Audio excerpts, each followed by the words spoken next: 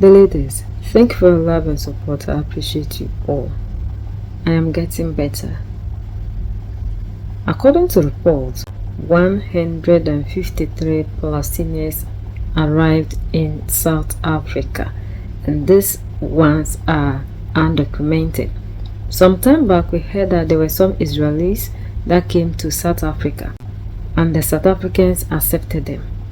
But we are seeing that our brothers and sisters in South Africa are always saying they want to clean up South Africa, and for that matter, we the foreigners must leave, and their target is always on the black brothers. Black people are not foreigners in any country in Africa. Why is it that South Africa has become a home of other people and not to the black people that own this continent? Sometimes when you talk, the South Africans will tell you to keep quiet and all that, but you cannot open your arms to other people that are not in our skin type. Already South Africa is a nation that we have foreigners from wherever they came from now claiming ownership of the country.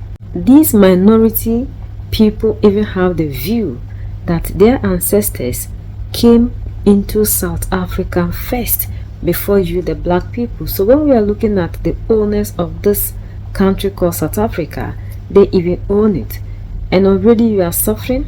We have Indians, we have other people occupying South Africa, and we don't see our brothers and sisters rising against these people.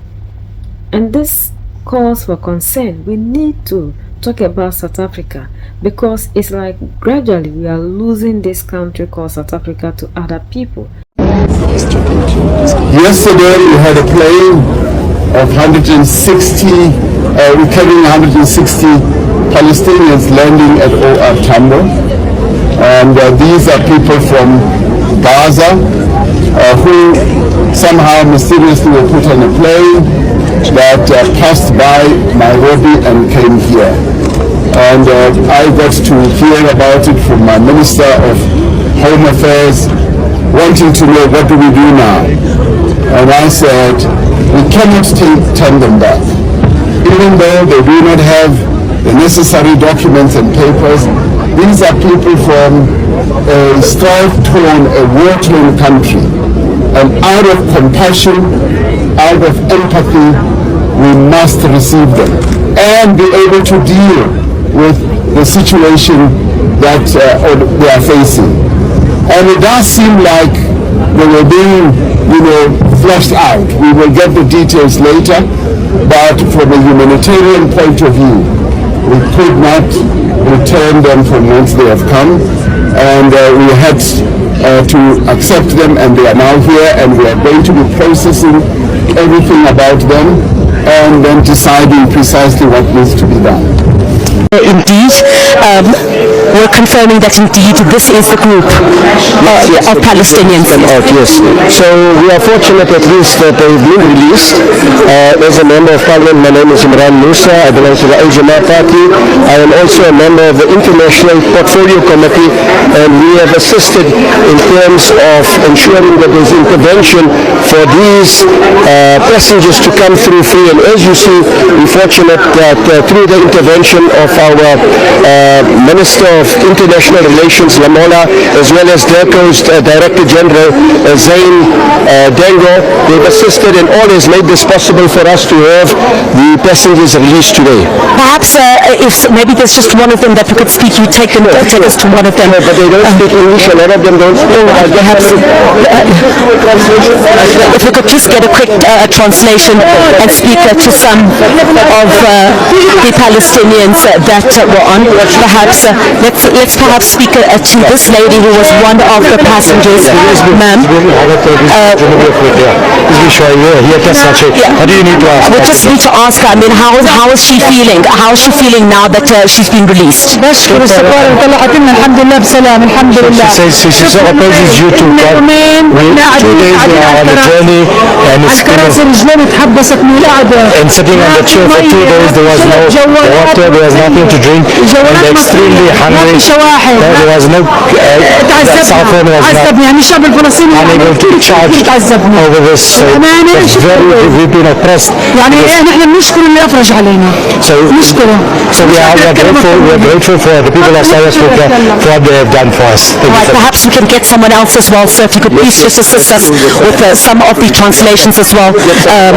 All right, if you could come this way with us, sir, just for some of the translations, because some of them, all right, are not able. That is the group. Yeah, that is the group right there. I'll ask my colleague.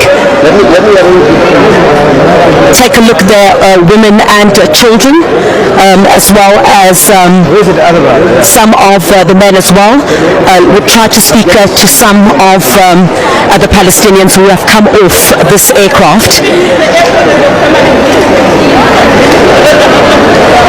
And at this particular stage, one of them has expressed relief. You would know that that plane landed at about 7:50 this morning, and they've been stuck on that aircraft. In fact, in breaking news, this is breaking news at this hour, the 153 Palestinians that had traveled from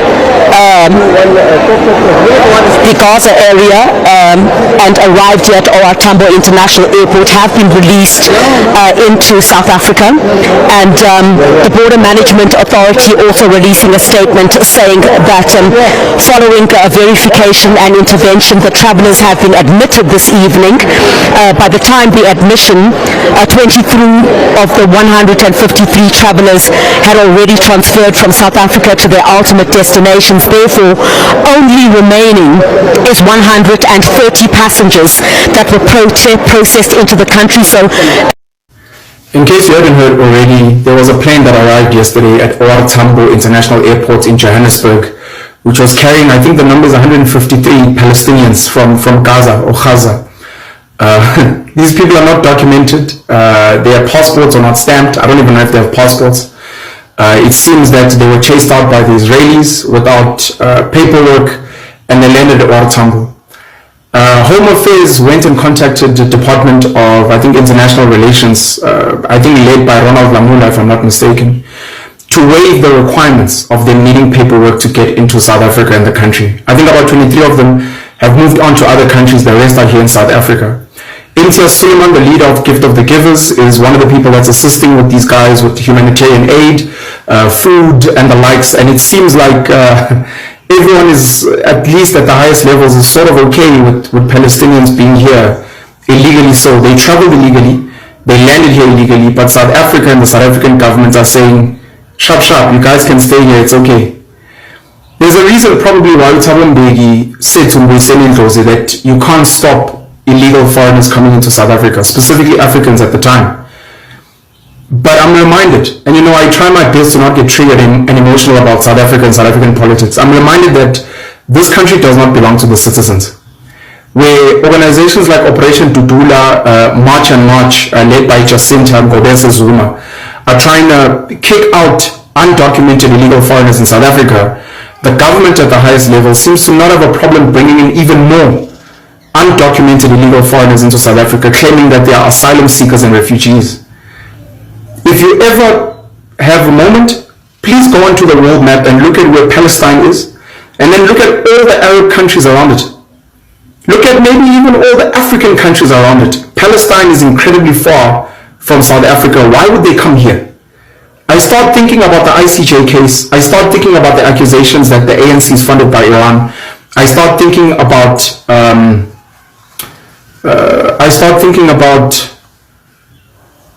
I'm forgetting the name now. But the idea that, I start thinking about Manali Dipando. This country clearly is a playground for any international interests who probably just pay anyone in the ANC or anyone in the DA to allow them to do whatever they want here. It's the reason why we have drug mafias. It's the reason why we have Eastern European gang leaders and drug lords here. It's the reason we have so many Zimbabweans, Mozambicans. It's the reason Israelis can buy property in Cape Town easily, why the Arabs can buy land in the Eastern Cape so easily. It's a party. We have Bangladeshis, we have Pakistanis, we have Sri Lankans. We have Ethiopians, Somalians, we have Nigerians. We literally have people from all over the world who come here and do as they please. And when ordinary South African citizens who are lied to and told that the Constitution serves them and told that we respect South African law, when they cry out, NPOs come running. Government comes running and they say, no, human rights. No, the Constitution protects everyone who lives in it. It doesn't matter if people are undocumented. It doesn't matter if people are criminals. It doesn't matter if there's issues. I will Pastor Bushiri get to do whatever the hell they want here. I'm just raising this again because if you hadn't heard, there are over 150 Palestinians that landed illegally at the South African airport OR Tambo. You have to ask who okayed and cleared for them to land. Without paperwork, many of the NPOs or some of the NPOs and governments at the highest levels gave them a green light to say, you guys can land and you guys can come out. And we'll take care of you and we'll sort you out. When they could have gone to any other country in the Middle East, Egypt, Saudi Arabia, the United Arab Emirates, they could have gone to parts of Asia, India, they could have gone to other parts of Africa, but they came to South Africa because this country is not designed to serve the citizens.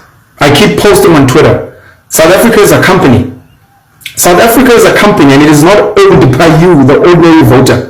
It is owned by the wealthy, particularly the Oppenheimers who are proxy for the UK and America, the Ruperts as well, and many others. This country doesn't belong to you, and we're reminded almost every day, every week, that the South African government, the president, Cyril Ramaphosa, who's constantly AWOL and constantly shocked at things, this country is not here to serve you. And I think more than anything, they keep gaslighting the citizens to say, let's see how far we'll push you before you guys really revolt against government and revolt against the rich that fund the government from all parts of the world. Maybe it makes sense now, like Donald Trump, Rubio, I think Marco Rubio is his name, why they say they're not coming to South Africa to the G20. Why the president of Argentina, Milei, is also not coming to South Africa, because it's getting clear that this country is a free-for-all for any international body, legal or illegal or however set up, to say, go to South Africa, they can sort you out. They'll speak about human rights and the like. And who knows, there's probably a lot of people that are getting money in their back pockets behind closed doors. Very scary stuff, but we're here now. We're here now. Our brothers and sisters do not know that what they are quiet and fighting against the black people in future might be a problem against them. Because if these people outnumber you, the black people, then what is happening to other people will happen to you.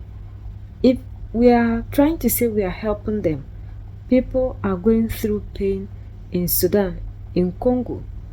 Why is it that the South African leaders are not accepting the black people in other parts of Africa that are going through pain? Why is South Africa only a home to people who are out of our skin type? And these our brothers and sisters are always mute when it comes to any other person. They always go after the black people. We saw how they were even sacking some of them out of the hospitals because they claim they are undocumented. These 153 people that came, are they documented? Are they documented? You believe that it is the black people who come to South Africa that are the problem of South Africans because we are taking your jobs from you. But the truth is, a lot of you don't know what is happening in your country. You are living in South Africa, but you have no clue over things that are happening there. Blacks that are coming from other countries aren't the problem of South Africa. And not only South Africa. Any country that you have other people from parts of other African countries in your country and you claim they are the problem, you should know that they are not your problem because they don't make decisions concerning the country. Your leaders need to put in measures to create the jobs. But in the case of African leaders, these people make sure that the IMF loans we go for, we don't use them to develop, we don't use them to create, we don't even refund our resources, we export them in the raw form, and these things are turned into other things and they are sold back to Africans in a very high rate. And they are doing this so we can be running out of the continent to become cheap labor to them. But this thing is something that a lot of us still don't understand, because we have made things very easy for the politicians that we need to be holding responsible to channel the energy towards the wrong side. And that is why we are suffering. We are not the ones that are making ourselves to go through hell. So if we are asking other people from other parts of Africa that are in our skin type to move out, why are we not having that same voice when it comes to other people that are entering into South Africa illegally? They don't have any documents, just like the way other African countries come and you claim they don't have documents, so for that matter, they are illegal. We are not saying that we should not enter into other countries. You can come there and stay, but those that will come and then they will not be law abiding, the law must deal with them. But anybody that comes there living genuinely, working without causing you any harm, why are you after that person, thinking that the person is the reason to which you are suffering? South Africans, you don't owe anything in your land. Foreigners are the ones, the white minority are the ones that are taking charge of everything. About 80% of your land, they own it. The business, even there are some schools that you can't attend, and there are some provinces in South Africa that you, the black people, cannot even go there. I even heard that there's even a particular province in South Africa that even your president, Cyril Ramaphosa, cannot enter. This one, is it the black people that are causing that? So you need to channel your energy towards the right source. One thing I always tell you, if we don't start to see ourselves as one people so we can unite to fight for our freedom, we'll continue to be suffering. You, the people in South Africa, you are still under slavery. All of us in Africa, we are under slavery. So we don't owe anything. We are all suffering. People are regulating us the way they want. And until we rise up and fight against the system that is giving these people the power to control us, which is democracy, we'll continue to be suffering. And we'll continue to be fighting among ourselves. And this is what they want. And that was why they brought these borders, so we can see ourselves to be different people. Because the moment we unite as Africans, they will fall. We'll all come together to fight against them. And this is what they don't want us. And that was why they created these borders. Until date, after decades, we are still allowing these borders to divide us the more. And instead of us to fight against the people that are causing us pain, we are rather seeing ourselves to be the problem of our situation, our predicaments. Let's unite. And South Africans, you need to stop focusing your attention on blacks and start fighting the right people that are taking over your land. Blacks are not the reason to which you are suffering. Look for the root cause of your problem and see how best you can solve it to set yourselves free. We are the only ones that can set ourselves free. United we stand, divided we fall. And united we keep standing forever and ever. The greatest enemy of the African is mental slavery. So let's decolonize ourselves from mental slavery. Let's keep sharing to educate our brothers and sisters. Together we make Africa great for ourselves and the next generations that are going to come. So that's the latest around the world. In Africa, Southern Africa, and in South Africa.